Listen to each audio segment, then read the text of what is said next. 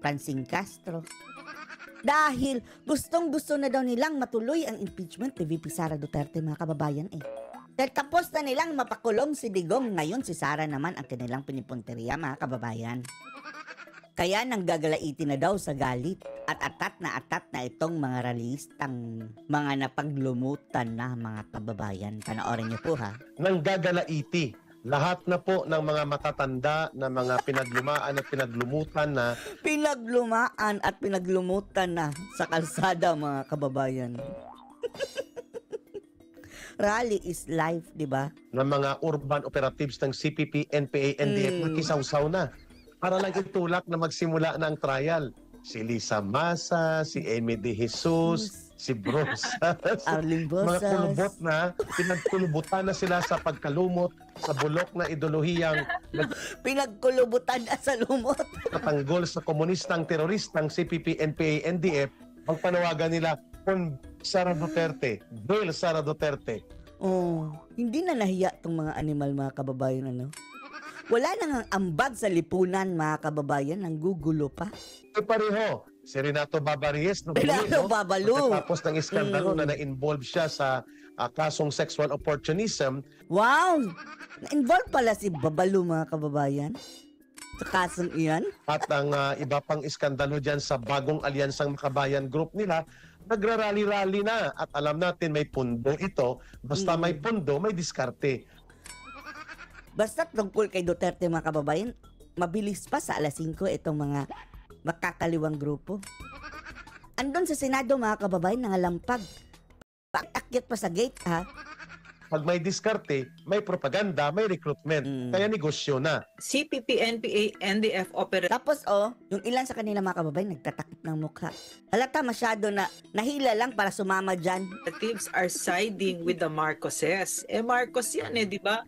Buong buhay natin nang sinabi ng mga CPP na yan ay Marcos, Ngayon, diktador, tagapagtanggol na ng mga Marcos, mga kababayan, Hitler, di ba? Hitler, diktador, tuta, di ba? Ganyan, Marcos, dyan ako lumaki. Galit na galit ang mga CPP. Sa makatuwid, yung mga Makabayan Black, etong mga realista, mga kababayan, nabuo sila, ha? Dahil kinokontra nila ang Marcos dictatorship. Ngayon, kasama na nila, mga kababayang mga animal. Puno sa mga Marcos. So bakit ngayon magkaalyado sila, Eric? No, ikaw dapat siguro yan, mas maganda ang perspective mo dahil Bayan muna, baba muna, Renato Reyes, mga kababayan. Impeach Sara Duterte.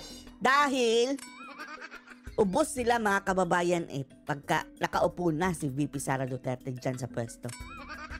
Kung ang mga taong ito, mga kababayan, rally-rally lang, dyan lang, sigaw-sigaw lang sa kalsada, bahala sila, okay lang naman, mga kababayan, actually. Ang problema, mga kababayan, nakitaan sila ng ties. Ugnayan, mga kababayan, dito na mismo sa mga armadong grupo. Kinonfirm niya ni Joma Season, ha? In-enumerate niya, mga kababayan, andun ang mga yung mga nandun sa lansangan. Advice namin sa inyo, mga rallyista, ha? Sige, magsigaw-sigaw kayo dyan. Wala kaming pake. Basta't ipasurrender nyo lahat ng mga armadong grupo nyo.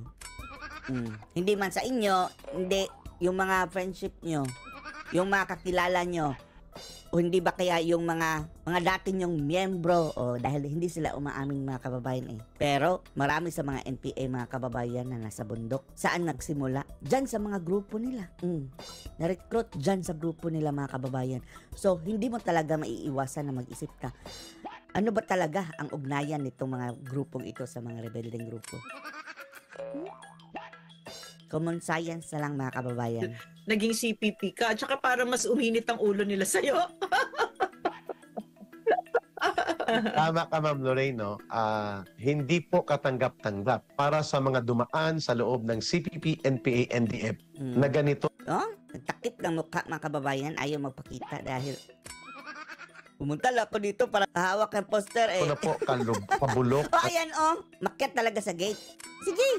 ang inabot ng kanilang organisasyon. Parang naglalaro lang, mga kababayan, On pa man, ay nabubulid na sila sa ganyang mga kahinaan na kapag may pundo, kahit yan ay warlord o kaya yan ay involved sa maruming politika, makikipag-alyado sila. Marami yan nangyari yan, ma'am, sa maraming area ng Central Luzon. I'm talking about the Oportunista yan mga kababayan. Kung saan ang pera, mga mukhang pera mga kababayan.